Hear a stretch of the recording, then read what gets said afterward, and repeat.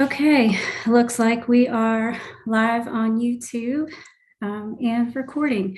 So good evening, everyone, and welcome to the public webinar for the City of Charleston Redistricting. So what are we going to cover tonight? We're going to provide some background to the city's redistricting process. So how did we actually get here to this point tonight? We're going to review some of the 2020 census data. We're going to review the City Council's draft plan. And then we're going to walk you through how to provide comments on this draft that we're going to share with you tonight. So really quickly, let you guys know who all of our panelists are. So for those of you that don't know me, I'm Tracy McKee. I'm the city's Chief Innovation Officer.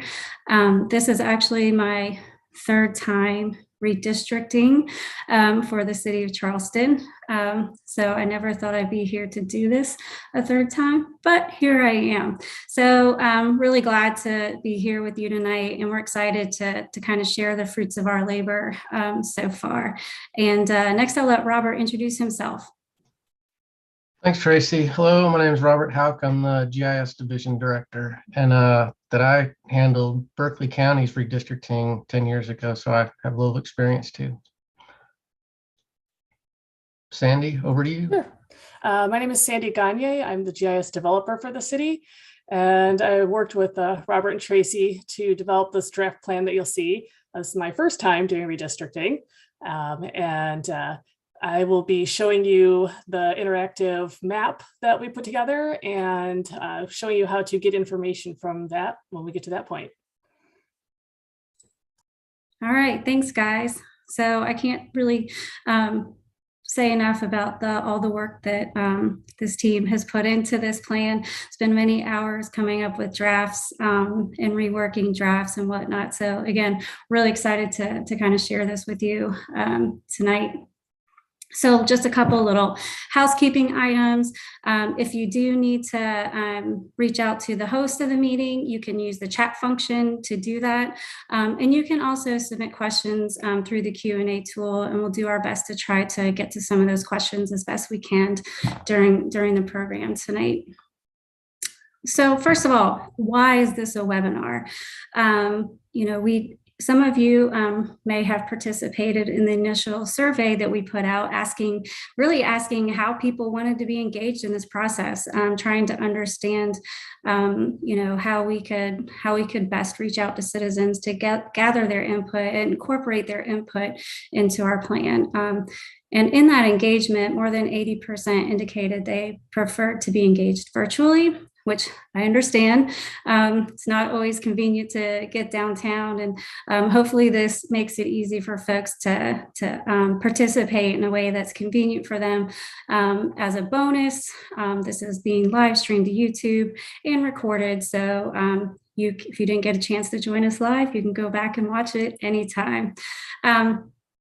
And then we did ask a number of other questions in our initial survey, and we've posted all the results from that survey, and you can view those results at the city's redistricting site, and there is the URL at the bottom of the screen. So a little bit about our responsibilities. Why are we doing this redistricting thing? The quick answer is we have to. So this is a constitutional requirement of rebalancing our city council districts so that it ensures equal representation for all of us. So how do we get to one person, one vote? That means that each council district, when we are done with this process, has the same number of people, as close as we can get to that. So that is our number one guiding responsibility throughout this process. So, how do we get there? There's some constitutional and statutory principles that we follow. We'll touch on those as well. Eventually, when we have a plan or multiple plans that may come to council, there will be public hearings. So this is just the beginning of this process. This is just an initial draft to get some public feedback on. And this will evolve as we get y'all's feedback and comments. And then once we have some viable plans for city council's consideration, they will actually adopt that plan, and it requires 2 readings of council, and it will include a map as well as a description. So like I mentioned before, this is my 3rd time doing this process for the city. In previous redistricting efforts, we were required to get pre-clearance by the U.S. Justice Department. This time, we no longer have to do that. So that is a little bit different this time. So a question that sometimes comes up for people that are familiar with census data, we do use total population to satisfy the 1 person, 1 vote, as opposed to voting age only. Something else that comes up is race cannot be used as the predominant factor. You'll see that race is definitely a consideration in our redistricting effort, but legally it cannot be the predominant factor that we use in our plans. So touching on some of the key principles that we followed, obviously the #1 driving factor is how do we get to 1 person, 1 vote?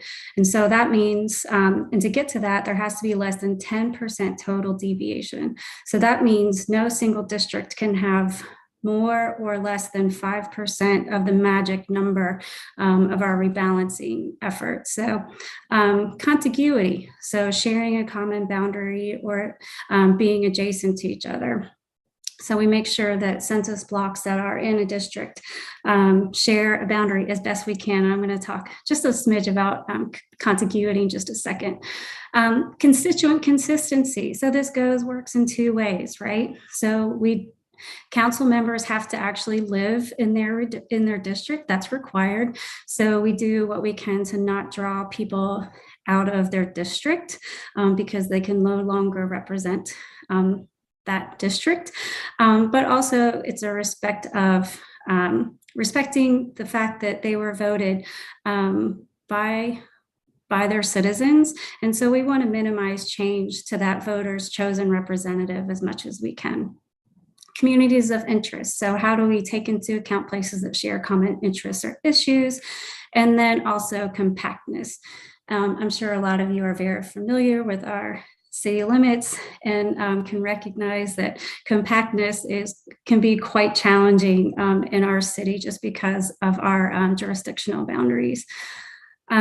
So, kind of just this, I want to touch on contiguity just for a second. So this is the area of like Riverland Terrace and Edgewater Park.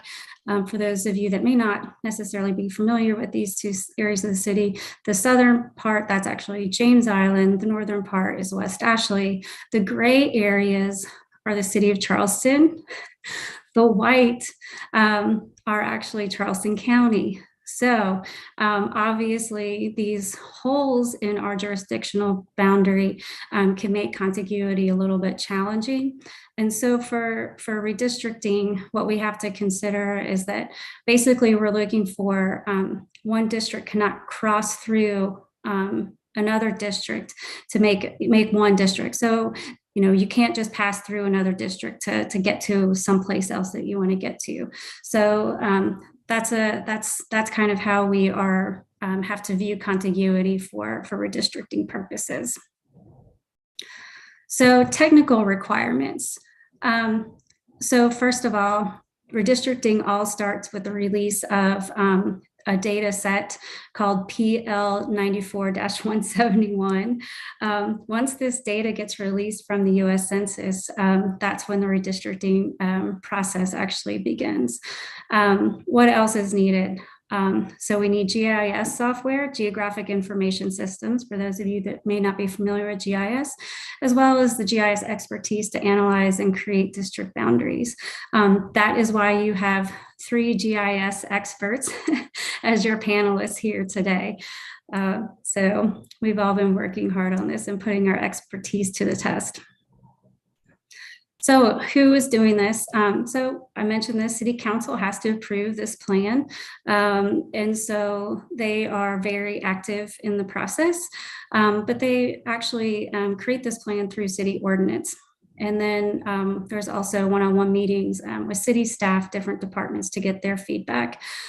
We've reached out to the state, the office that is responsible for redistricting and helps other cities and jurisdictions in the state with their redistricting processes as well. And so making sure that we're engaged with them and have their review of our various drafts as well. And then of course, city guidance under the guidance, city staff under the guidance of City Council. So working closely with City Council to make sure that it's a plan that's viable and that they will approve. So redistricting data was released on September 27th. Normally this is released on March 30th, obviously a big delay from COVID. So what have we been doing since then? Really, we've been working to analyze the data and develop a variety of scenarios.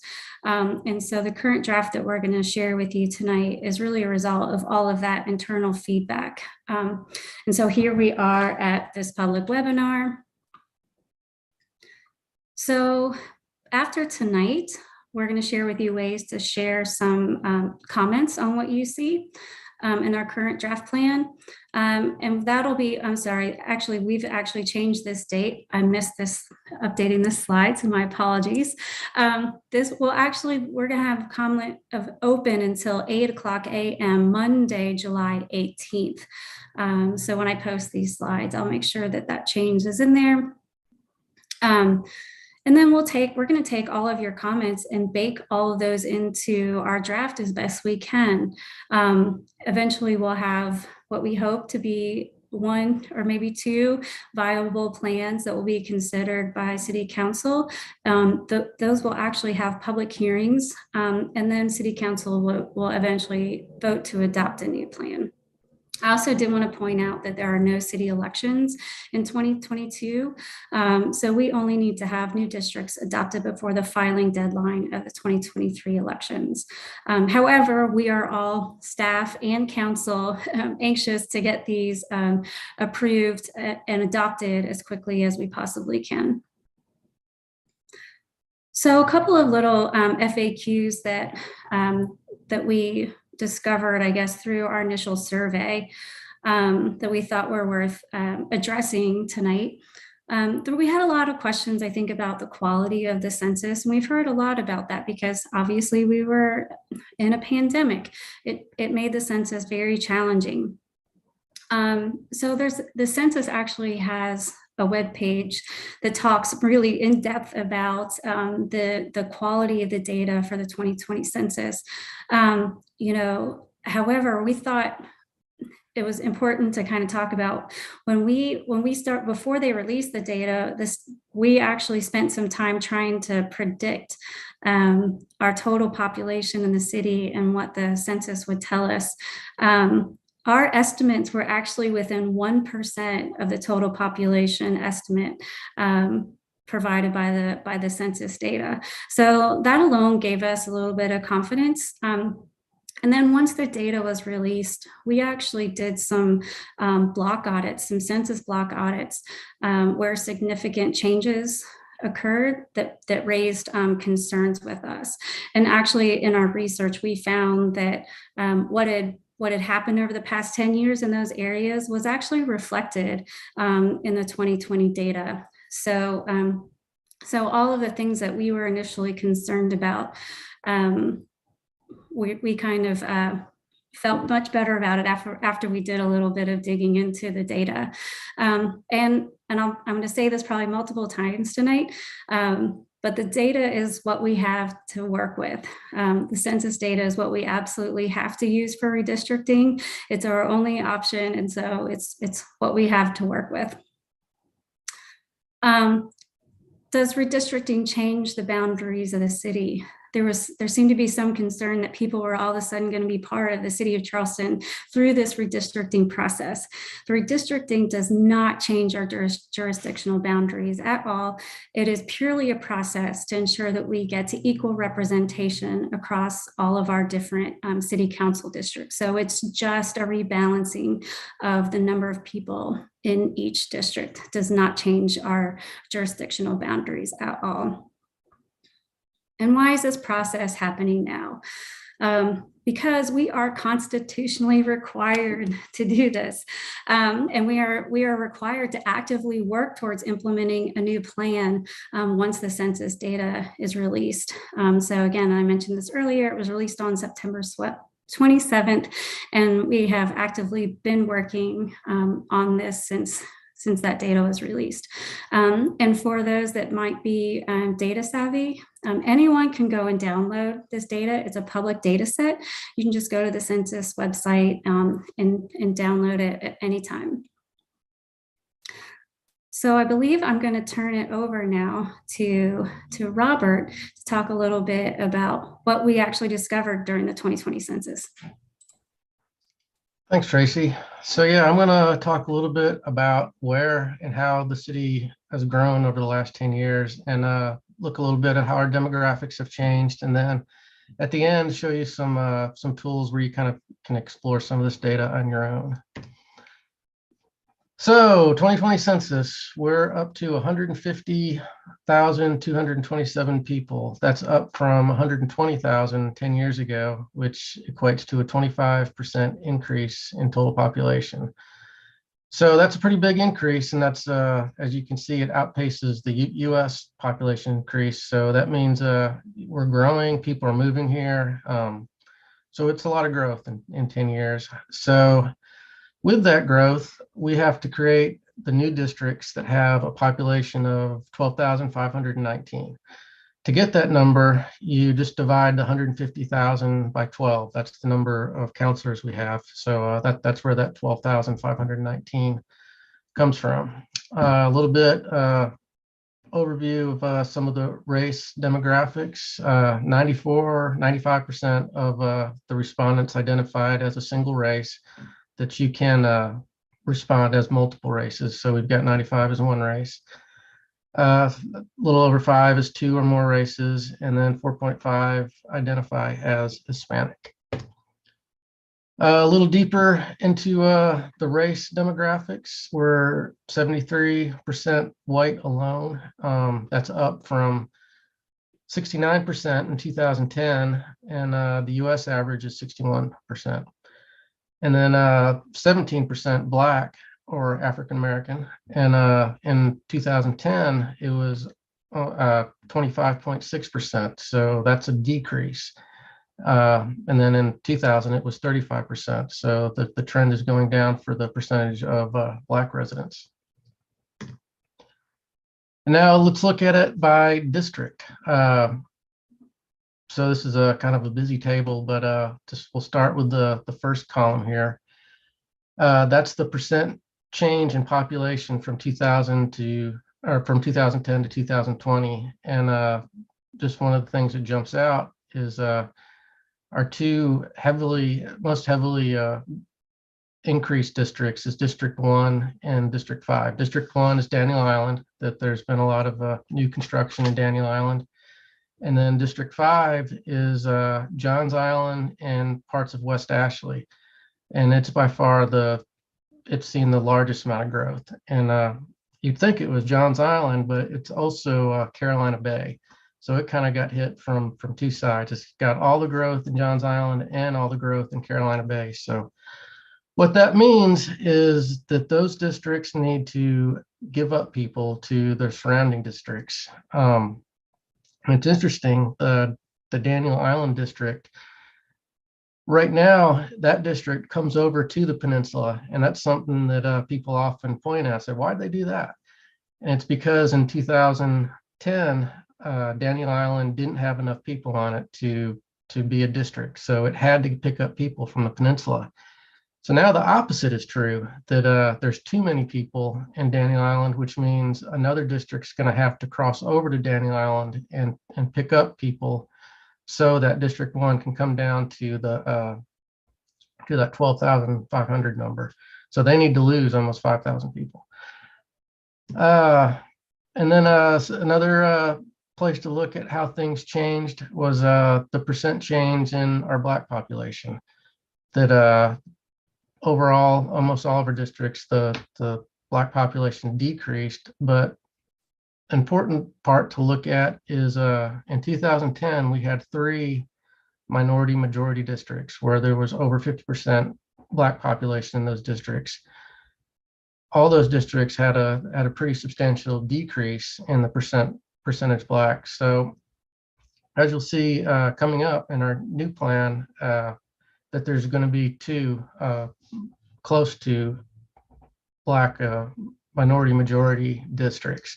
And as an academic exercise, we tried to see if we could, use any method we could to get 3, and it just wasn't possible with the way the demographics are now. So we tried to do 2 strong minority districts. Data by area.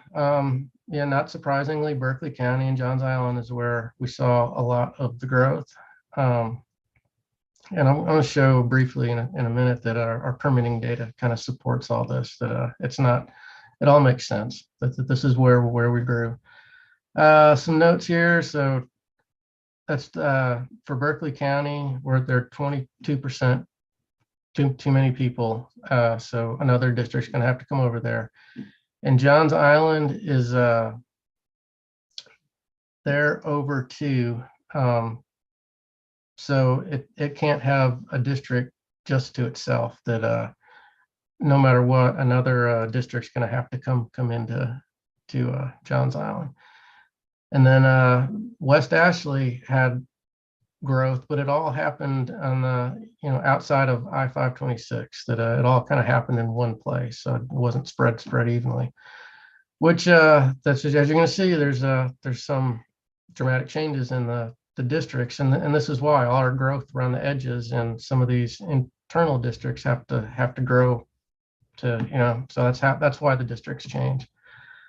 Yeah, and it's just an image kind of going over our the stuff we're using, the tools we're using to draw these districts. And Tracy mentioned that we don't have to do the Justice Department pre-clearance, but they were doing the exact same stuff that we did in 2010. So even if we still were under that condition, that we would have no problem with the plans that we're creating. So okay, and just real quick, am I missing a slide here? I think so.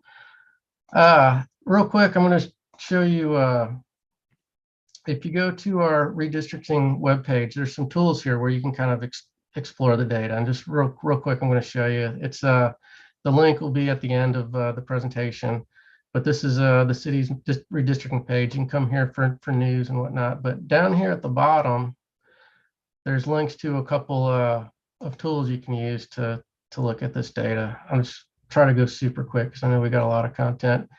This kind of goes over some of the stuff Tracy's already talked about, our timeline, but we get down here, there's some maps that highlight where we grew. But this is using actually the population estimates right before the census, but the census numbers matched it.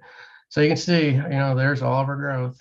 And when you overlay the council districts on those areas, you can see all that growth kind of happened in District 5 and District 1. Illustrates kind of where we are. And there's some other tools you can, here's Carolina Bay. You can just kind of see visually how the city's grown. Daniel Island, of course, that matches kind of what we know. And then the demographics, this really highlights how the demographics has changed. This is a lot of this is on the peninsula. So this is comparing 2010 on the left to 2020 on the right. And you can swipe back and forth that the darker the color blue is the higher percentage black in those census blocks. So you can see it's pretty dramatically changed. That and then yeah, you can go deeper. That there's another link on that same web page that lets you look at all this data even in more detail, where you can click on the blocks and you can see the total population and the different ethnicities. And yeah, you can turn layers on and off. It's a lot of data, so I'm not going to go too far into it. They're kind of there meant for you to explore on your own. What else is in here? Oh, and yeah, our permitting data supports what the census is showing us. You know, kind of like Tracy said, that we're pretty confident with the census data that we did some calculations based on our new construction permits, and it matches what the census came up with. And this is showing our new construction permits. As you can see, District 5 had over 5,000 single family houses since 2010, and then District 1 had 1,700. Yeah, and if you want to, you know, you can kind of see how things are going to change this year. You can look at what happened in 2010, that some pretty dramatic changes happened in 2010. It's just, there's often no way to get around it when a city's growing like this, that the districts are going to change pretty dramatically. And that's all I have. Back to you, Tracy. Great, thanks, Robert. And for anybody who hasn't taken a look at the story map, we've gotten really great feedback on that. People have really enjoyed kind of digging into the data. So I encourage you to definitely give that a look. So I'm going to share my screen back again. And now we're gonna kind of, what I'm gonna do is walk you all through kind of how we came up with the draft while showing you the draft at the same time, but walk you through kind of how this draft really came to life, if you will. So Robert really touched on this, but you know, the driving factors were those big increases in population kind of in Berkeley County, as well as Johns Island and outer West Ashley. You know, so obviously, you know, those have to become smaller because they need to lose people in order to get things equal again. And so other districts are going to have to expand in that direction. And then, you know, like I mentioned before, the census blocks are the census blocks are the census blocks. And that's what we have to use to actually create our redistricting plan. And, you know, sometimes they're awkwardly shaped. I'm going to show kind of a couple of examples of those in just a second.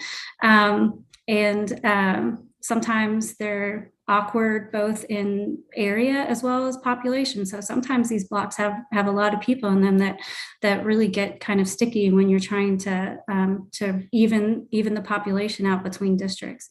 And census blocks are not city or neighborhood blocks.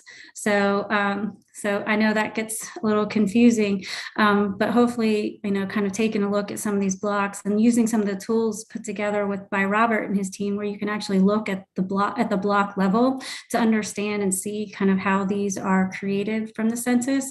I give you some sense of why our districts kind of look the way that they do sometimes. So here's just some interesting examples. The one on the left is on the Peninsula near Hampton Park. Might be hard to see, but it's kind of this big block that I think incorporates maybe like some of the Citadel, but then it has like just one side of a street incorporated with all that one big block too. And then just one side of the street, you know, a number of blocks north.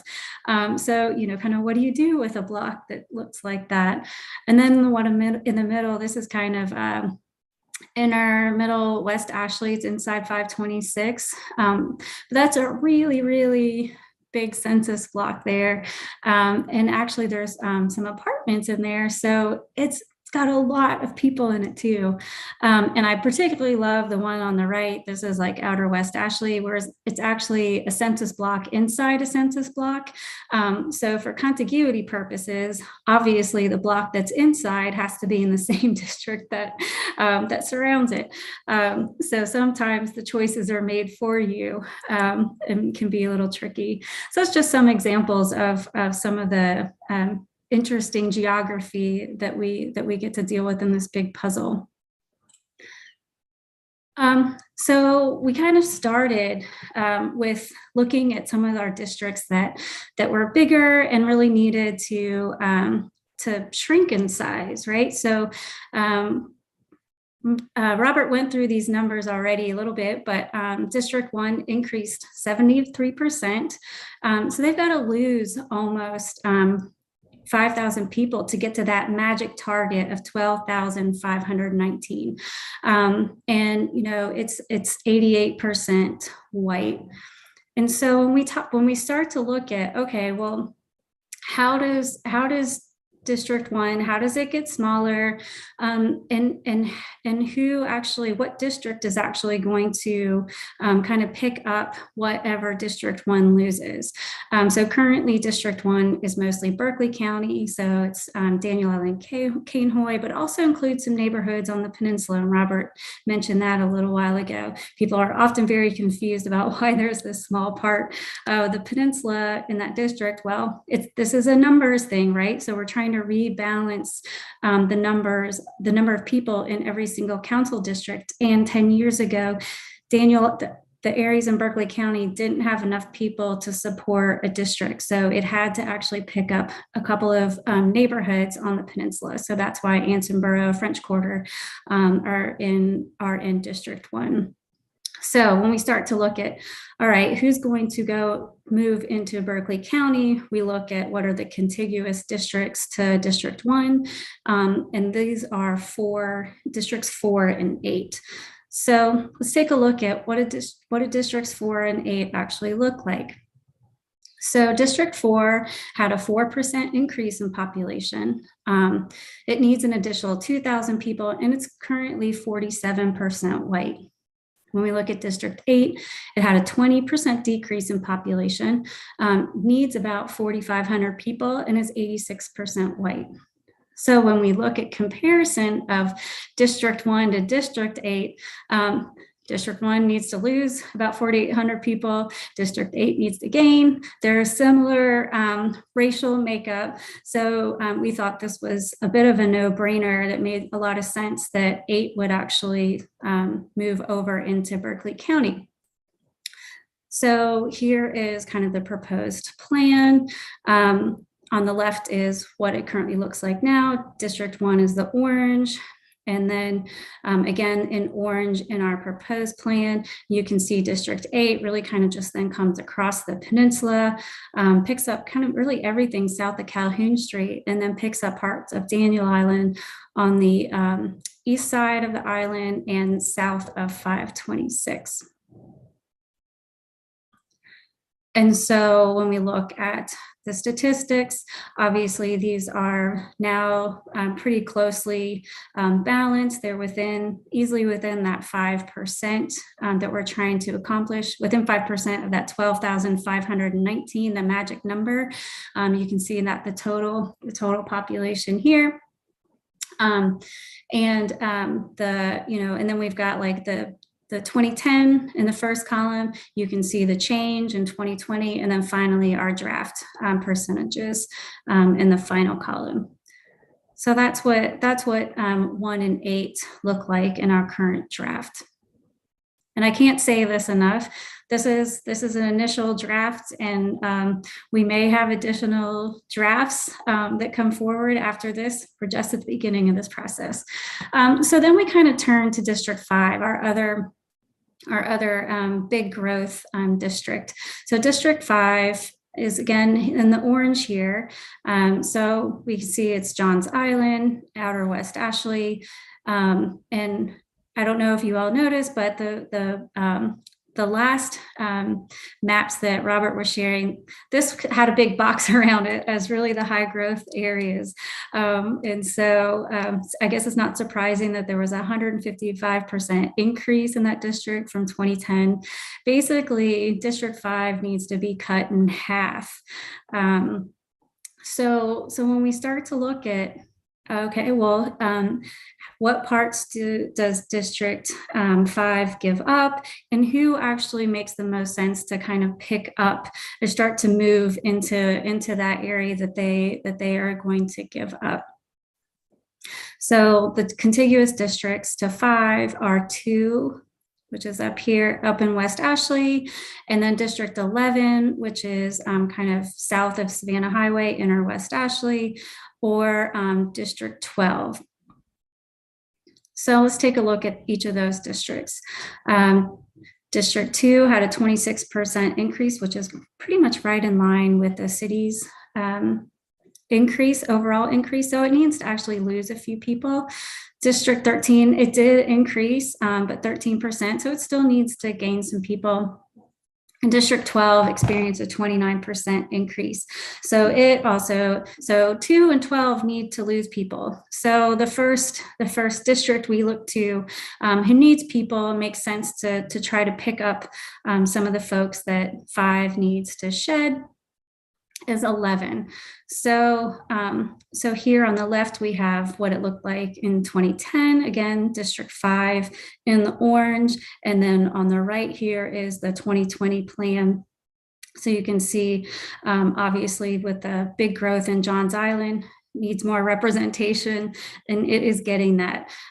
So here we've got District 5 kind of having the western side of the island, and then continues to have kind of that outer West Ashley presence as well.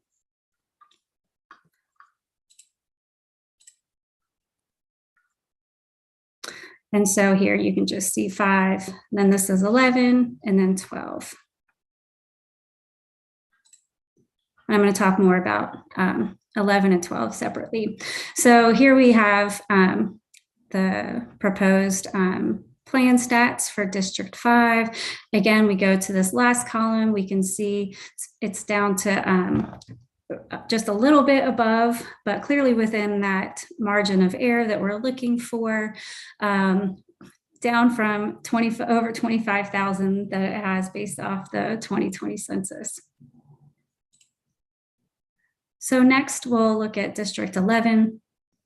District 11 is really inner West Ashley. James has some areas of James Island. Again, 13% increase needs to add some folks. So again, this is the one we first wanted to look at, as picking up some of what 5 needs to shed. So here we have on the left the adopted plan in 2010, and then on the right is our proposed 2020 plan, where it picks up some of the eastern south or northeastern corner, if you will, of Johns Island, and really keeps all of it has on in West Ashley, maybe changes just a smidge, and then it changes a little bit on James Island as well. And then what does the numbers look like? Obviously, this one, if we look at that last column, it's very close to, it's actually with less than 1% away from the 12,519 that we're trying to achieve. So now that we kind of we've made some decisions, initial decisions in this particular plan about how we deal with the districts that have really grown so much, we kind of shift our focus back to the peninsula. And so we've already dealt with 8. We have four council members that reside on the peninsula, but we've already dealt with 8. So now we need to really take a look at 3, 4, and 6. Cumulatively, it was a 3% population loss since 2010. And so in between all those 3 districts, they need to gain about 6,300 people. So the first one we look at is 4. This was the adopted plan in 2010. 4 has increased a little bit, but they still need to gain about 2,000 people. Again, 8 is to the south. We've already dealt with 8. 1 is the only other is to the east. And so 1 we've already dealt with. So the only place for 4 to go is to the west on the peninsula. So when we do that, we come up with this map that's on the right. And basically it's kind of shifting just a little bit to the west, but also picks up on the western side. It actually has everything north of Mount Pleasant Street. And so reconfiguring 4 by shifting it ever so slightly west, and then coming south on the neck area makes District 4 whole. And so here we have, it's just slightly under that target amount of 519. This is the first district that it's really interesting to look at some of the racial makeup of these districts. So you'll see in 2010, the percent Black for District 4 was 61%. And it was 3% other. And that other is basically it's other minority groups and those that identify as more than one race. You probably all know that, or were aware that in this last census, individuals had many more options for categorizing their race. And we saw that was clear in the data that came back. And you can kind of see that, I think, here in that 2020 census change, as well as in our draft plan, where that was 3% in 2010. But now that people had the option to identify as multiple races much easier in the census, that really jumped up really across the board. And so when we look at, now that in this draft plan, the percent Black is dropped to 47% in this district. If we take into account that additional 7%, we're now at 54% that would be considered those that identify as one race being Black, or those that identify as other minority races or as more than one race. And so we think that is that really makes a majority minority district. So it's a really interesting thing in the way that they've added more. It's great that we're getting so much richer data from the census, but it's definitely something that that needs to be considered as we look at these districts as well. So once we deal with 4, then we need to kind of look at 3 and 6. And so there's a remaining almost 12,000 people on the peninsula that are available to districts 3 and 6. And District 3 is already in West Ashley. District 6 is already on James Island. And so as we looked for them they have to expand, right? They have to go out to get more people. It just makes sense for them to continue moving in that direction. And so here's what 3 currently looks like. A big thing with 3 is the 22% decrease in population experienced by District 3. And it really had zero overall change in total population. So here's our proposed 3 being rebalanced. You can see it kind of, it loses that area north of Mount Pleasant Street on the west side of the peninsula, and continues to expand further into West Ashley. In 2010, 77% of the population was on the peninsula, and in this particular draft, it's 65% on the peninsula. And here are the total stats for District 3. So you can see we're within 2% of the target population we're trying to get to. Another interesting thing about 3, it's been a significant change in the percent Black. I mentioned that before. But if we look to the percent Black with the other, This could be considered a district of influence at 27%, looking at 73% white population. So the last of the peninsula, or districts that are on the peninsula, I should say, is District 6. I get asked questions about District 6 all the time. Why does it look the way that it does? And really the boundary of District 6 is a result of working with stakeholder groups in 2010, basically through this process of getting comment and feedback.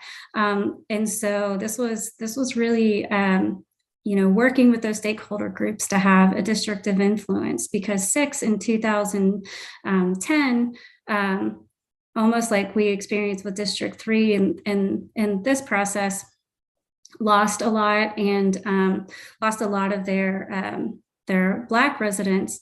And so we were, it was evident that it was going to not be a majority minority district. And so trying to really keep it a district of influence was the result of this particular configuration. And I think we get asked about the contiguity thing on this. Like, there are census blocks that do connect all of this, and it passes. This one did get approved by the U.S. Justice Department, so it does pass the sniff test, if you will. So District 6, 8% increase in 2010. It needs a few people, about 1,600 people. You might remember that James Island needed to lose about 402. And in 2010, 47% of the population was on the peninsula. So when we try to rebalance that, on the left is the adopted plan, and 2020 is our proposed plan. You can see it still has a presence on the peninsula, actually 32%, but then kind of really picks up some more on James Island.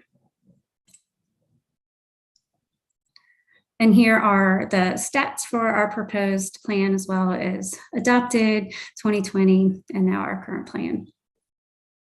And you can see here, just by looking at the percent white at 70%, our percent Black, and with other, we're looking at 30%.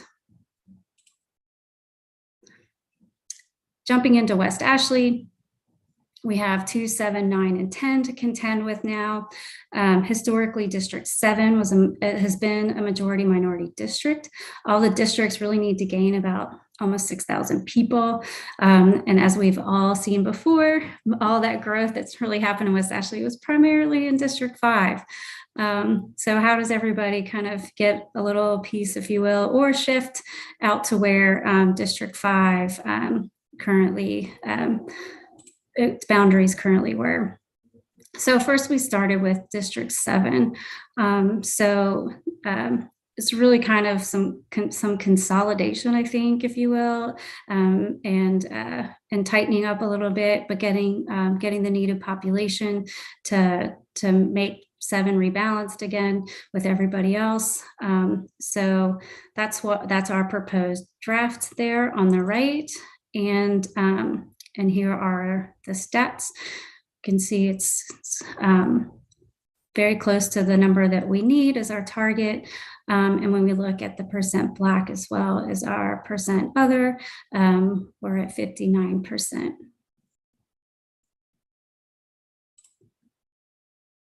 District 9. This might be one of the more, I think, dramatic shifts, if you will. But it's a result of so much happening kind of in the outer West Ashley area.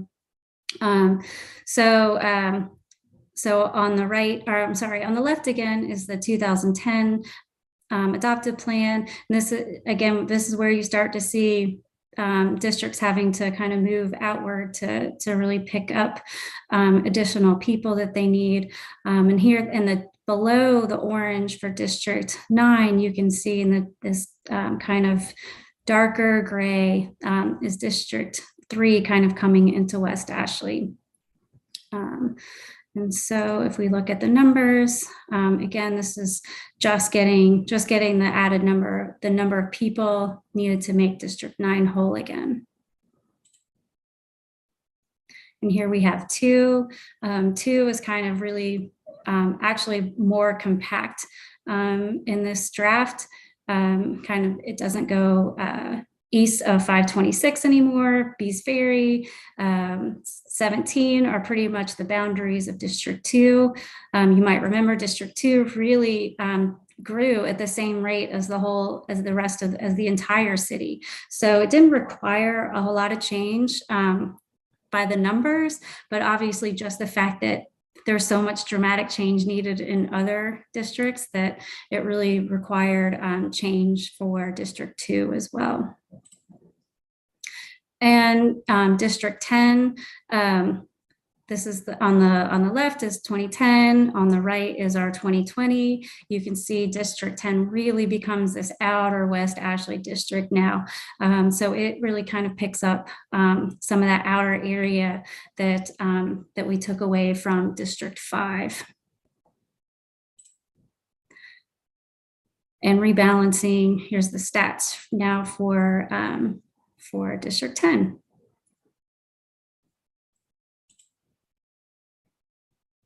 Okay, and James Island. So I mentioned this a couple times. District 12 needed to give up about 400 people. District 11 moves over to Johns Island to pick up from District 5.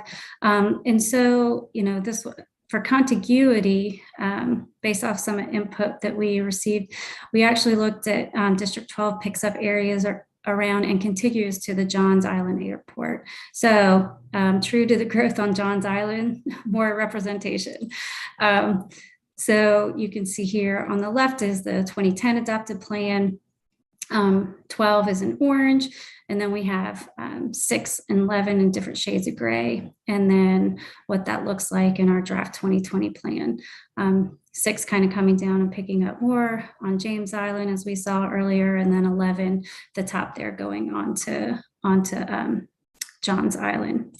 And here's the resulting stats for District 12. Probably the least amount of change compared to the other districts. And so what does this look like in totality? This is just a PDF screenshot of all the districts. Let me see. And then another scary chart of numbers. But you can see here all the, the deviations. The third column is really what is our primary focus, right? So how do we make sure that we don't exceed 10% total deviation anywhere? And so this draft gets us to that place.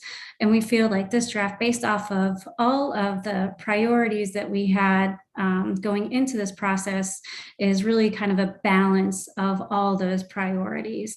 I don't expect it to be our final draft. I expect us to get lots of feedback, and it will drive the next versions of this coming forward that will eventually go to City Council. And so next, I'm going to turn it over to Sandy, and she's going to actually give you a little tour of how you can go and explore this proposed draft and ways that you can provide us your feedback and comments. Great. Well, thank you, Tracy. Well, let me get my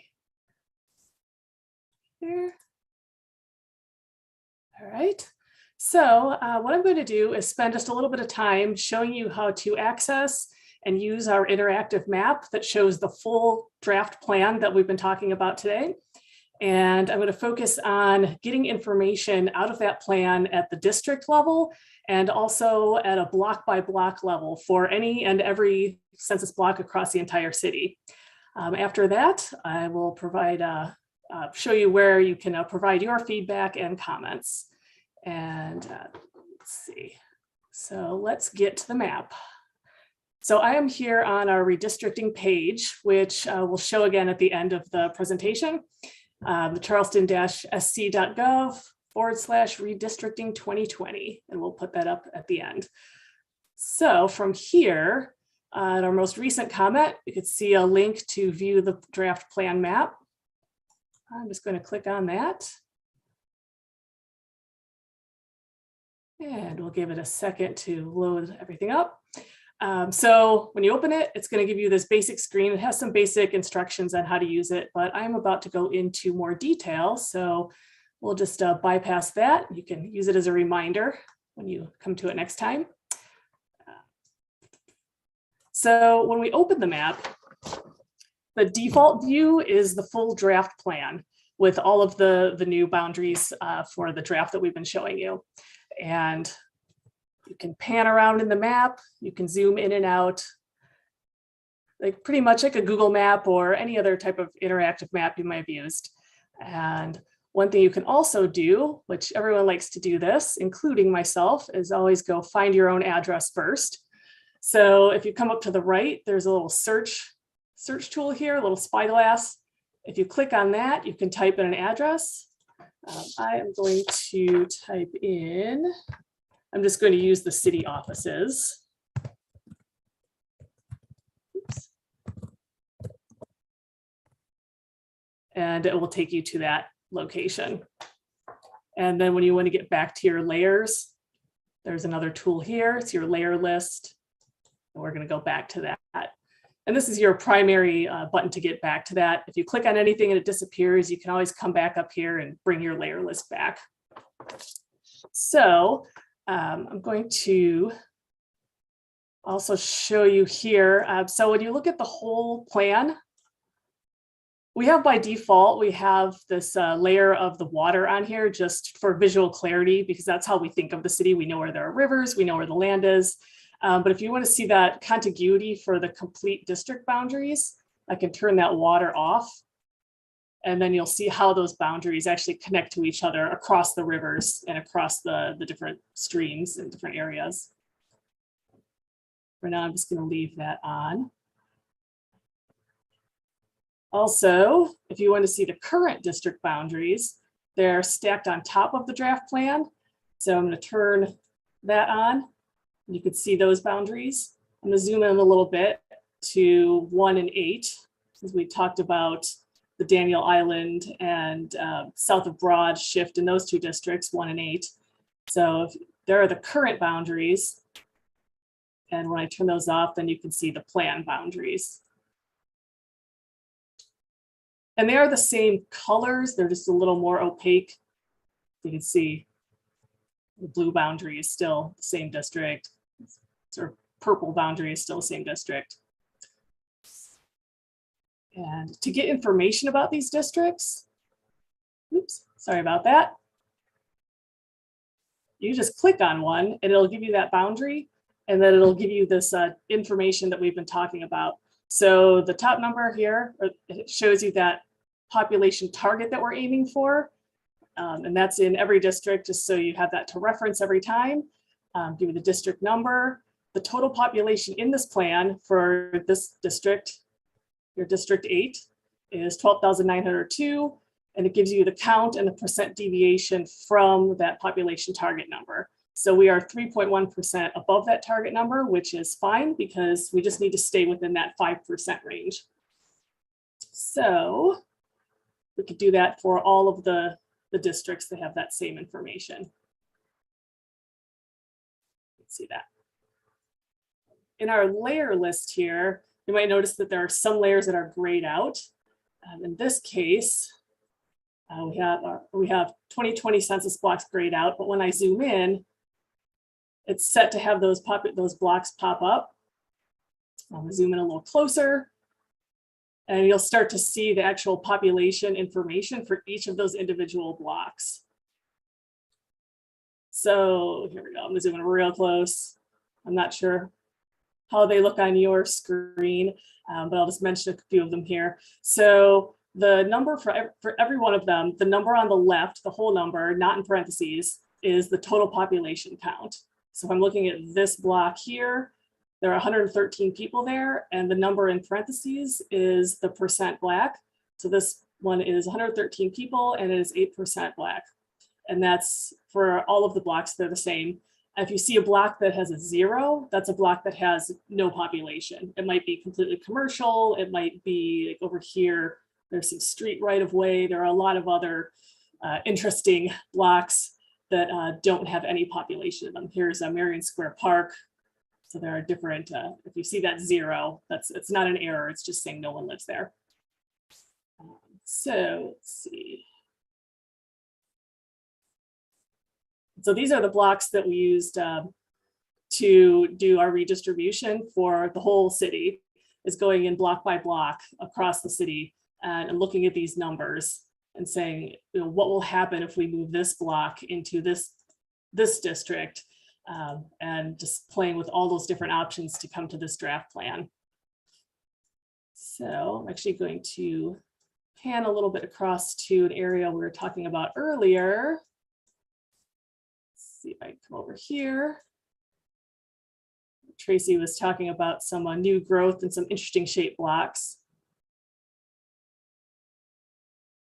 So here is one of the blocks she showed. It was a very interesting shape. And when you click on these blocks, you can see more information besides just the numbers that are in the labels. So here you can get the full count for population for different ethnicities or for different race and ethnicity. And there's even a little pie chart here if you want to see the comparison. And for reference, we have some other layers in here. So if you want to see what this looked like in 2010, when you're zoomed in, you can also see the 2010 census blocks. And by turning those on in this area, you can see how different that is. You see there are a lot of zeros. There weren't any people there. Things weren't built yet. This large strange shaped block had 200 people. And now it has 873. So you can really start to see where those changes were. And when you think about what would happen if you move one of these blocks into a different district, how big of a change or how big of an impact that might make.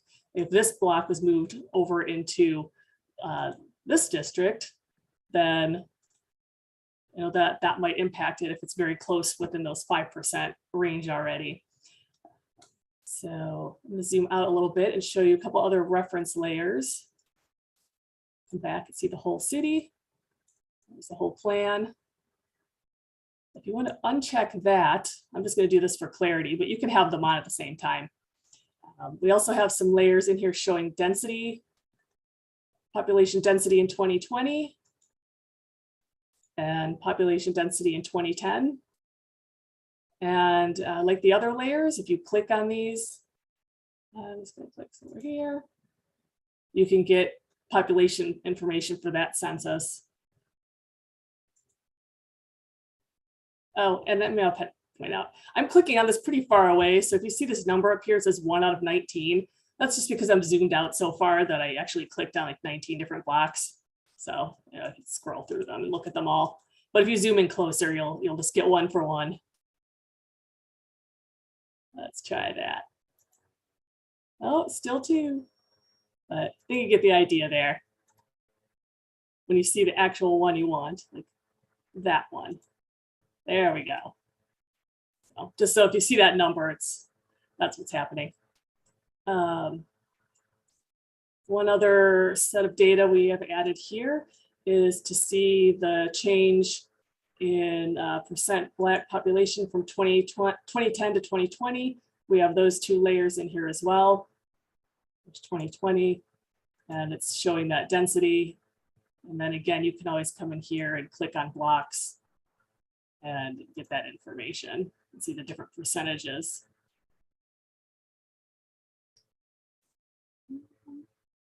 We'll come back to our main draft plan. And just for reference, there are also a couple other buttons you can click if you want to see what's going on the ground level. I can come here. You can change it to an aerial image, just for reference by clicking on this button. There's a lot of stuff in here. You can pick all kinds of stuff. I'm going to just say, okay, imagery, basic imagery. And you could turn that on just if there was something you were looking for particularly to see where a park or some other type of feature that you're familiar with is, you can go in and make sure you're looking at the right location. I'm going to come back here. We're actually using this human geography. Here it is, this human geography base map. You can choose other ones if you like. It's just the street reference base map, but that's what we're using here. If you want a quick reference for the different colors for the districts, that's what we have here. So you can see those. And then of course, the most important button you can always go back to is this layer list button. And that will get you back to see the main draft plan and all of the other layers. So that is what I have for the map. And I'm going to just quickly show you now back on the main redistricting page where you can go to send in your feedback. We have 2 links up in this most recent comment from today. It's the same location where we have the draft map. We also have 2 different ways that you can submit feedback. One is called Open Town Hall, and the other is a citizen engagement portal. So I'll just open each of those just so you can see them quickly. Town Hall. Oh, where'd it go? Okay, so the Open Town Hall looks like this. And it has some information here, just the background that we've been discussing. And I'm going to click this. I believe it's open. We'll see what happens. There we go. So you can add information here, prove that you're not a robot, and submit your information. The other option is the citizen engagement portal. And it looks a little different, but similar concept. There's one drop down, and you come in here and choose our redistricting meeting that we're in now. This will be up here until July 18th, like Tracy mentioned. So you can come here and choose that. And oh, I'm not sure where maybe it's not open yet. I think this won't be open until right after the meeting. There will be a place for you to put your comments, and then you can submit that here. So that's all I have for you at the moment. So I'm going to send this back to Tracy. Thanks, Sandy. Thanks for walking everybody through the web map and helping them being able to navigate and sharing all the ways that they can provide feedback. So just quickly, I'll share just those links up here. Again, Sandy mentioned the site. So everything can be, all the links can be found there. And then 2 different ways, and you can submit comments. So the Open Town Hall is a little bit new for us. And so that we thought this would be a good opportunity to see how our citizens like that portal for submitting comments and making suggestions back to us. And a lot of you are probably already familiar with the citizen engagement portal. And sorry, Sandy, I think that was my fault. I don't think I had turned it on quite yet. But there will, just like other meetings that you've submitted comments for or signed up to speak at, there'll be a place for you to submit your comments. And I should also mention, if you have questions, we have an email address set up, redistricting@charleston-sc.gov. You can send us any questions to that email address, and somebody will get back to you as quickly as possible. The portals will be open through 8 a.m. Monday, July 18th. At that time, we're going to take all the feedback that we get and try to bake all of your input into some future drafts that we'll be sharing with City Council. One thing that we haven't mentioned yet, but there are instructions on the webpage for those of you that are GIS savvy or even data savvy, really. We do have a way for you to submit your own plan. We've provided all the data through the city's open data portal and provided instructions on how you can submit a plan. And we will, any plan that is within that overall 10% deviation will be presented to council for their consideration and their input. And we'll share it publicly for additional public feedback. So definitely invite anyone to do that. So what was the email for questions that came through the Q&A? That is redistricting@charleston-sc.gov. So I'll also type that into the response as well. And I think those are the only questions that we had come through. Give folks another moment. Not seeing anything. Well, thank you so much. I want to really thank Robert and Sandy for all of the amazing work that they've put into this process so far, and for the time that they've dedicated to this important process. And thank you all for attending, and we look forward to hearing from you. So thanks so much. We'll see y'all soon.